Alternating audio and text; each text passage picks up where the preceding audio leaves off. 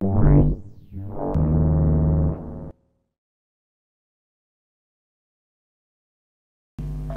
my name is George Crawford, and this is Singularity, a first-person sci-fi shooter to be released for computers and consoles. Out of 4 concepts, I chose Singularity because of its high profitability. Target audience research showed me that the first-person shooter is one of the most popular game genres today. Being the only FPS present, it was only natural that I would choose it. Target audience research showed me that the first-person shooter is one of the most popular game genres today. Being the only FPS present, it was natural that I would choose it. As guns, robots and explosions are a more boyish thing, I chose to market my video game towards young male mid-core gamers. However, there is nothing stopping females from playing it if they want. In order to satisfy this target audience, I realised I would have to do a few things. The first one of these things is to try and make my game as appealing to more masculine users as possible, by trying to increase the number of explosions and gunshots. Unfortunately, my lack of knowledge of Blender and time prevented me from fulfilling this objective very well. If I had more of these, I would probably be able to complete this. Most young males also like rather dark, grungy landscapes. I tried to reflect this in my game by using darker colours and less lighting. The final goal I set for myself was to try and make the game a bit more original, to appeal to the more serious gamers. Again, my lack of knowledge and time failed me. I mentioned earlier that I intended to release Singularity to consoles and home computers. Though these machines are usually quite powerful, they still have some limitations. Not everyone has a gaming PC after all. I realised that to make my game run smoothly on all devices, I would have to be careful not to use too many polygons. This was fulfilled by making objects out of simple shapes instead of frequently using edit mode. I was quite liberal with animation, but I think that most consoles should be able to handle them. Another issue to consider was the portability of my controls. I had to be able to use them easily on a controller. Seeing as you only need 2 sticks for moving and aiming, a D-pad for switching weapons, and 2 buttons to jump and reload, I think I achieved this objective too. Throughout development, I quickly realised that what I planned to achieve during the design stage of this course could not be achieved with the skill and time I had. A lot of things required Python code to work properly, which meant I spent a lot of time stuck on the coding phase learning Blender's API and debugging my scripts. This in turn reduced the quality and quantity of my levels, as I did not have enough time to finish them. However, I do feel that I did some things well, like ensuring that my code was as efficient as possible. Another example is my ability to come up with another way of doing things where methods taught in lessons failed to work. However, perhaps it was this perfectionism that made me run out of time. Overall, attempting to develop this game has taught me not to be overambitious. If I were to do this course again, I should design a game that I could realistically make within the time I have. A week or so ago, I carried out the alpha testing for my game. It showed me that the code I had made generally worked as I intended it to. There are a few blips here and there, but I do not feel I can fix them with the limited knowledge I have right now. The next thing I need to do is carry out beta testing. This will help me because I will receive feedback from a range of audiences and allow me to make sure that the game does appeal to the intended target audiences. Now I'm going to play my game and give commentary on various aspects of it, such as menus, controls, and any glitches that happen to show up, which they probably will. The menu right now is relatively basic because I ran out of time to do it. However, I would like to add things such as saving and loading games and options such as FOV changing and volume. The cutscene here is done using a different camera to the one used for the actual game, and the music for it is borrowed from the internet. And this is the first level. As you can see, you've got the ammo on the left and the health on the right, and the goal is to get to that lift at the back there. The enemies did have an issue with moving into each other, but I solved that by giving them different distances to stop shots, and as you can see, I probably need to add more lighting to this. I'm using the W, A, S and D keys to move, and the mouse to aim, left click to fire, and R to reload, by the way. And this is the second level. As you can see, we've gone outside, you've got some mountains there, which are decent, and the lift falls over, which gives it a bit more of a realistic feel to it. There are some enemies here which you can get off relatively easily, and then you move on to this section, which I tried to make it a bit more fast-paced than the rest of the game. You jump onto here, and it takes you off to this kind of canal thing, and I went flying. That's one of the many issues with physics in the game, and I've fallen off and I've died. As you can see, you know, there are a lot of bugs with collisions in the game which caused you to go flying off the side of the level. They also cause a lot of issues with the fall damage script, so I'm just going to go back to that level and play it again. So yeah, you've seen all of this bit. The lighting's relatively dark because, like I said in the first part, I wanted to add sort of darker feel to it. I don't know how well that worked. Most of the landscapes were made in edit mode and were really easy to develop. So anyway, let's try again. As you can see, another issue. Died again.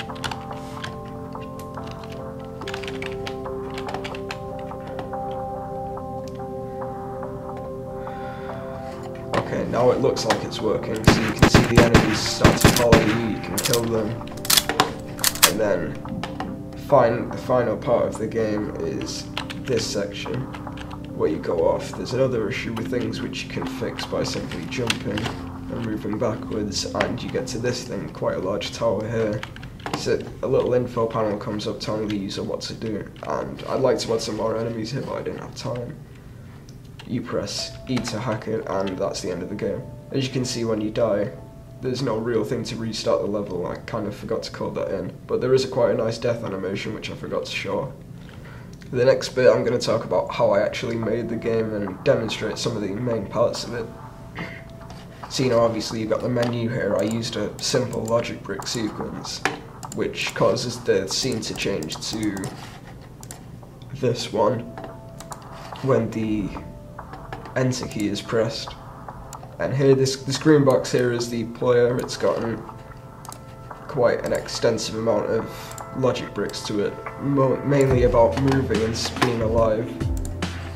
So you've got for example, you've got the W, A, S and D keys linked up to motions for forward, left, back and right. The forward key, by the way, is the forward in this game is the Y axis.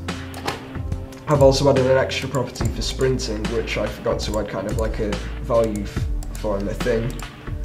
What this does is it allows the player to move faster than normal for a certain amount of time until their stamina runs out, which lasts 5 seconds approximately. And then when they're not sprinting, it increases the stamina again, which is kind of makes it for a realistic kind of style.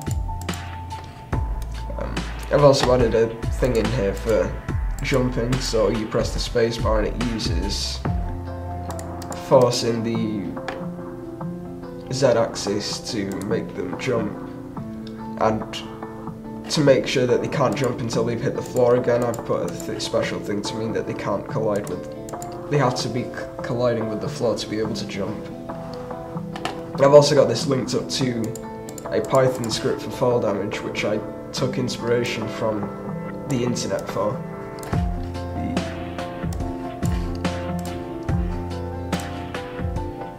It should be here.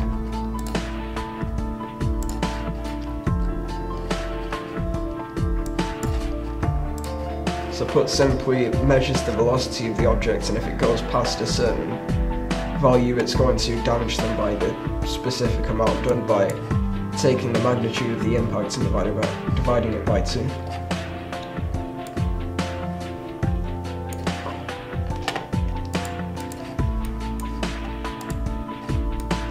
The final bit here about climbing was mainly for the debugging section of the game. It's not really used in the 2 levels that I've made so far. This brightly coloured object here, which you don't actually see in the playthrough, is the nav mesh, which is used for controlling the enemies who are over here. They have relatively simple things. They fire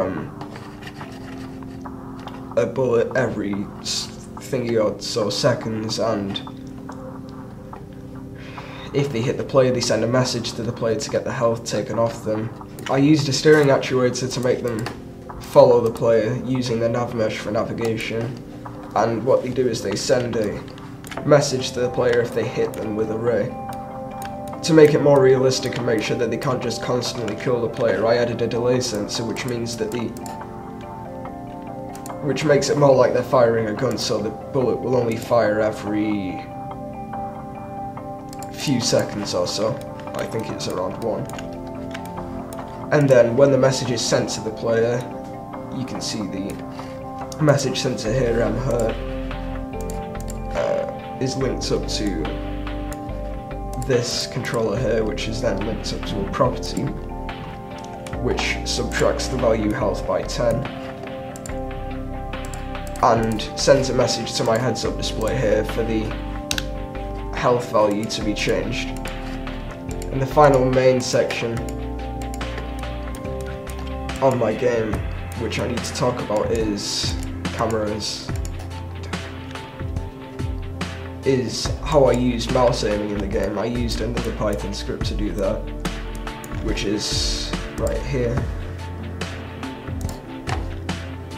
It just checks to see the position of the mouse on the screen and changes the rotation of either the camera or the player, depending on, you know, which thing is done.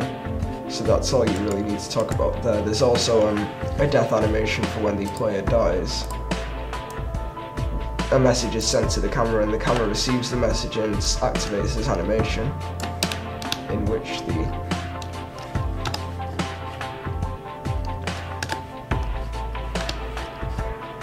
camera, as you can see there, falls over, as though, you know, he's dropping to the floor. And the final bit, as I said,